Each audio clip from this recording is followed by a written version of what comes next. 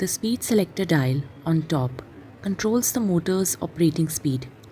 Rotate the dial counterclockwise or clockwise to increase or decrease power depending on whether ingredients are soft or hard and tough.